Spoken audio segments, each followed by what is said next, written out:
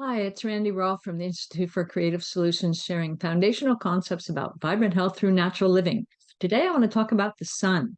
Why, as we enter summer, we need to get out in the sun. We should not be afraid of it.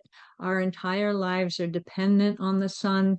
It is responsible for all our energy, whether it's from coal or from food or from solar power or moving the water systems, hydro. It's responsible for our lifestyle. It's actually responsible for our planet. We would not be the water planet where water is the right temperature for life to exist if it weren't where we are from the sun and the energy it sends us. And so we should not be afraid of it.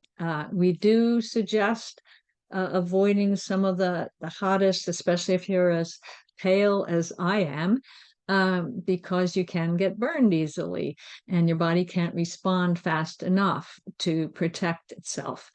But it doesn't mean that you shouldn't expose the sun to your skin. That's when your vitamin D is built. And more research is showing how important vitamin D is for your immune system and for your mental attitude.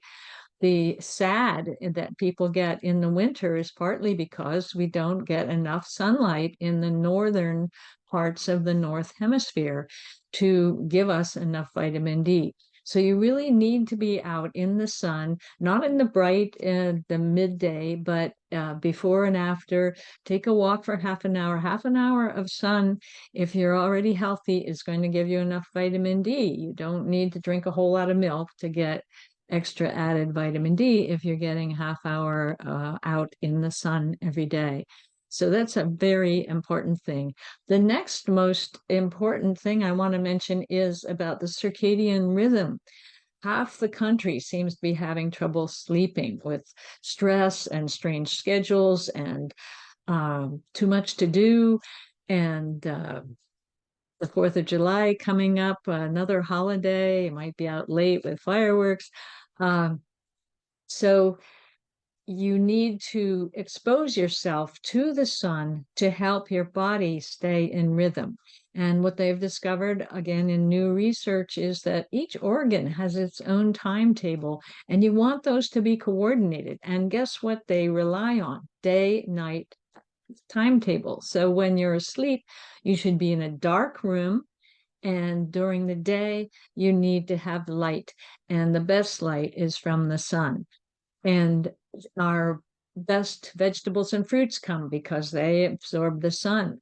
And so I want to mention that the colors of your fruits show that they have the different wavelengths from the sun, and they actually support your body with phytonutrients that, again, in our new research, we're appreciating more that the fruits and vegetables with their phytonutrients, which are additional to the vitamins and work with them and move the minerals around and move the oxygen around and act as strong antioxidants so that the metabolites of stress and of normal mitochondria action gets detoxified by the antioxidants.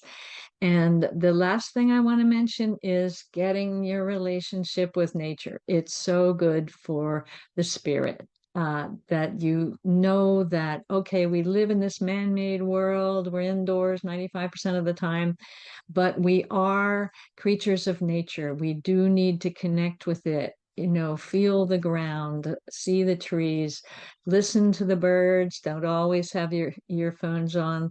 Listen to the birds and the dogs barking and occasional lawnmower or airplane. But it's really important to ground yourself. So that's what I wanted to share today. Thank you so much. Have a happy Independence Day.